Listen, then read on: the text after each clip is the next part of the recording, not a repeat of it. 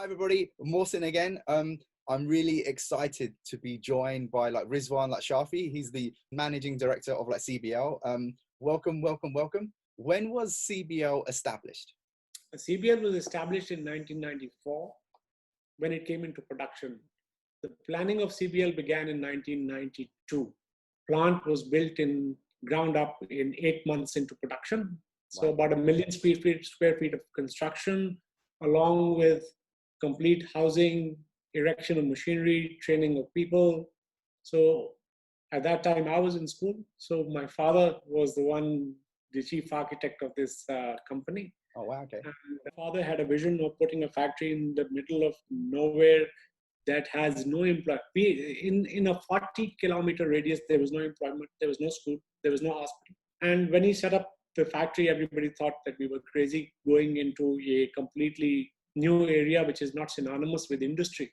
The factory could have been put in any major city at that time. This was originally a $87 million investment. In 1994, that was a lot of money. So he chose to build this campus. And the whole concept was driven that a factory and a jungle can coexist. We did not have a jungle, we had a marshland, and 4 feet of water was standing on the ground.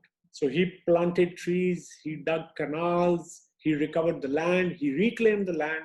And we are happy to report now that people who forgot that they owned lands in that area are now doing cultivation and growing crops. Amazing. So I think overall, when you give back to the environment, when you give back to people, it automatically pays in the long run. But above all, it develops a mentality of taking care of your environment in a correct way. We were the first vertically integrated jeanswear company in the world, actually. Wow. So vertically integrated means that the entire campus is in one place. So from one side, we put in raw cotton, the other side, packed jeans come out. So after that, I think verticality took a different shape altogether. As far as the company is concerned, I think the company is a bit old school. We still are housing our original Soza looms, which we refuse to take out of the production. We take pride in the fact that there were a lot of firsts in Pakistan that we did, bringing in Levi production into Pakistan. Our story is very linked to the transformation of the brand, which is Levi's. Yeah. That for us is an institution that has taught us how to do business, how to be ethical. The first thing that started in the company was the school. At that time for 400 kids, which is now for 1,200 kids on campus. Companies also transforming. We don't consider also now ourselves as a denim company. We consider ourselves as a supply chain partner. That's nice. Now the company is going through a complete transformation where we are taking a model of an international university, and we are now starting to call ourselves a campus. There's a few amazing suppliers, and you hear about them and you hear about their vision, and you sort of you guys are like one of them. Having seen so much amazing footage from your factory, how super duper uber clean it is, to the lighting, how nice and bright it is for the workers, you can tell that it's a really nice space. And the fact that you are a little bit out of Lahore, so you're not in the city, you're in a really nice area as well, surrounded by greenery. We own one of the largest capacities of spinning in Pakistan as a family. As a family, our structure is unique. We collectively own independently run group of companies. There is a shift happening of a non-cotton based denim product and using sustainable yarns like tencel and hemp being one of the two that are most prominent. My family also owned a jute mill. Nice. And so we started experimenting with jute and denim many years ago. So that took us to hemp. Hemp was an illegal product in Pakistan. I'm happy to report that about a month and a half ago, it has now been legalized. That's right. It's a controlled process where 2 licenses have been given, one to pharmaceuticals owned by the Pakistan government and the other one to a university. For the legalization of hemp, we were part of a project with the university in Faisalabad to not only cottonize hemp, but also to produce hemp as a raw material. We, as a family, are now looking at, through the university, the first controlled hemp project which will come will be cultivation of hemp in a controlled environment and maybe going into hydroponic farming of hemp. Wow. So that process has begun. We are invested heavily in hemp at this moment. Tencel has been We've been using Tencel for a while. So I do believe that the transformation of denim has to happen in more sustainable fibers, in better technology, and better for the earth itself. As far as hemp is concerned, I think it's the fiber of the future. We are looking at all processes to become digital with the artificial intelligence, with a brand new ERP system in the background. We believe we can take about 20% more production from the same machines. So how is it sustainable if you throw your old machines out? Yeah. So we have a whole robotics division now in-house. We are ripping our old equipment apart and performing heart surgery on it to make it brand new with new technology. Now, if I was to reset up a mill like this, the learning curve is much shorter. I don't have to learn. I can only learn from the mistakes of other people. Yeah. But I don't have to make my own mistakes. Yeah, that's right. I always tell students or anyone who's starting a business, make mistakes with other people's money. Being one of the first, of course, you're paving the way quite a lot of the time. And you're right.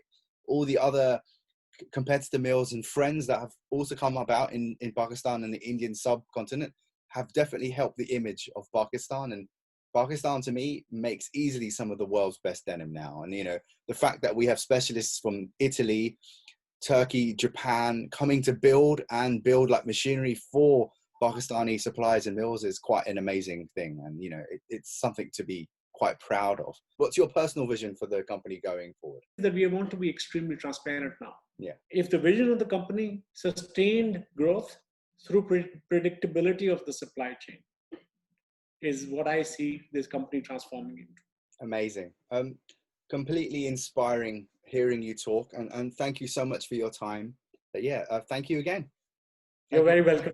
All right. Bye. Hi, everybody. Really excited to have industry expert Giovanni Petrin with us. He's a consultant for like CBL and also a friend of mine as well. So welcome.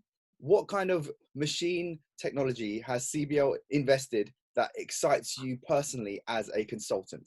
We started work with CBL in 4 or 5 years ago, and we pushed to buy new laser technology with a new software, more speed, more power, and in this way we have more time, more efficiency.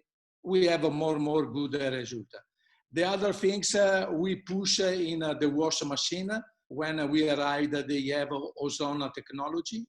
And we push to buy wash machine full with new equipment like no stone, waterless, e-flow, in this direction.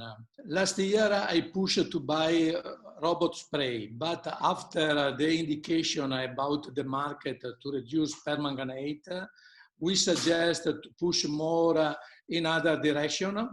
So you already mentioned that like you've been bringing in machinery from like Tornello and some of the other experts in like sort of like sustainable finishing. Have you seen a real positive change from your customers? You've seen more people basically saying we want sustainable finishing, we want sustainable solutions with our fabrics and our yarns. Okay, this is the right question.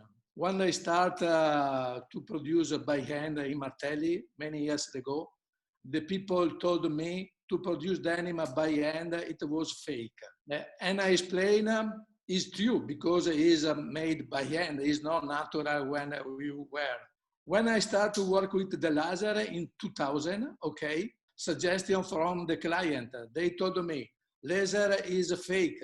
Now, okay, the most of the designers, no, one part of the designer think to use laser is not right, and they prefer to work by hand. If you think using laser, you can repeat and you have the same imagine, you can make all from vintage imagine, from fashion, you can make everything. For this reason, I suggest sometimes to show to the brands the jeans and not explain what I do. At the end, when they told me, oh, this is fantastic, I explained, this is made with laser, ozone. I explain, or without promise. This is another very strange thing. That's right.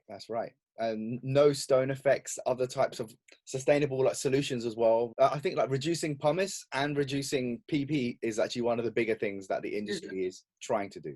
Mohsin, this is a good answer. Okay. For many years, I push in this direction because permanganate is a disaster. But for the people who have to work, when you use more permanganate in the denim, the permanganate stays in the clothes and it's no good. If I use alternative product, sustainable product, I have a similar but not the same. For this reason, I think it's important to change the mentality for brands, to speak with the consumer, and to cut in completely the use of permanganate. Yeah. We have one only life. And the environment is important. Thank you so much, sort of like Giovanni, for your time. Bye-bye. Thank you again. Bye, Mohsin. Hi, everybody. Extremely happy to have Alicia Martini with us. She is the marketing and sales expert and a like digital design expert as well at like CBL and like consults for them. Welcome. Hi. Hello. Could you tell us what sort of things have you guys been doing in like 3D design, even in the last few months, that our friends and customers would like to hear about? What we are doing right now is we are trying a different program of 3D designs, and we think that is the future right now. Dealing with sampling, it's a real and a huge problem in terms of wasting. All every time, I hope that the final answer will be after to sample, but sometimes we need 5, 6, so really a waste of production, but also a waste of time. So why we don't have this sampling stage more easier for everyone, for me and for you? So 3D, here we are. Definitely saving cost, and it's definitely saving time, especially as you said. You know, a customer comments on a style, it takes them maybe a week to translate that back to DHL the sample back to you with the comment on it. Maybe someone has to do a tech pack again and write information. So yeah, you save a lot of time. So yeah, 3D CAD and like sort of like digitalization is definitely the future. Thank you so much for your time. I'm excited to see what you guys do, and hopefully we'll get to meet in person very soon. We hope so. Thank you again. Hi everybody, Mohsin again here. I'm very excited to have like Naurin Muzaffer here. She's the lead advisor of like sustainability and transparency at CBL. Welcome. Thank you for having me, Mohsin. Absolute pleasure. Can you tell us some of the positive things CBL has been doing regarding like sustainability? I've been working with CBL for almost 2 years now. Especially this year, there's a lot that has been going on within the organization, but we've really taken a step back and looking at holistically what is it as in terms of sustainability, what it means for CBL. So we've been looking at different operations, their impact on the environment, the social, and all that, and integrating sustainability within the business in terms of its goals. How important is transparency in your company, and do your customers ask where your raw materials come from? Now you're vertical, so even your cotton, I'm sure, is grown within a 50 or 60 mile radius of where you are, I imagine. Right. So obviously you guys are very open and transparent. I'm sure you will have developed a blockchain system, I'm sure, that you're sharing with your clients. We are, absolutely we are. And we work very closely with our customers. Our entire supply chain is fully disclosed, depending upon the client or the customer, how much transparency they want. We disclose everything, and we work very closely with our business partners for that. What certifications are you personally quite excited about that CBL has achieved? One of the most recent ones that we are all at CBL extremely excited about is the C2C Cradle to Cradle certification. We just received that last month. Naurin, could you tell me a little bit about the social labor convergence program at CBL? Right. So SLCP is actually, it's a multi-stakeholder initiative, and CBL has been part of a pilot test for Pakistan, the only supplier that has participated in the initiative. And the reason we are excited about it is that it is a platform that offers one single assessment. In this industry, there's a lot of social compliance audits that different brands conduct.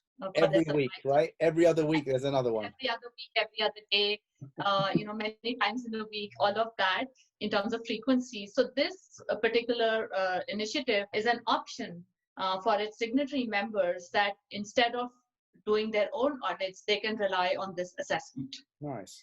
One thing I want to highlight, the company has made commitment to increase the gender ratio production-based workers, take it up to at least 40% in the next 5 years.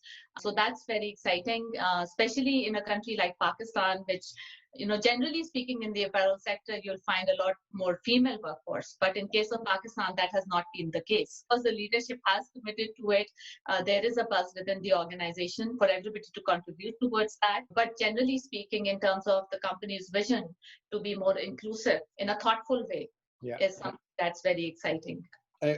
Thank you so much for your time today. You made it very easy. Thank you so much, Mohsin. Oh, pleasure. Don't worry. It's my job. That's what I do. Thank you for your time again. Okay, then. Allah Hafiz. Take care. Allah Hafiz.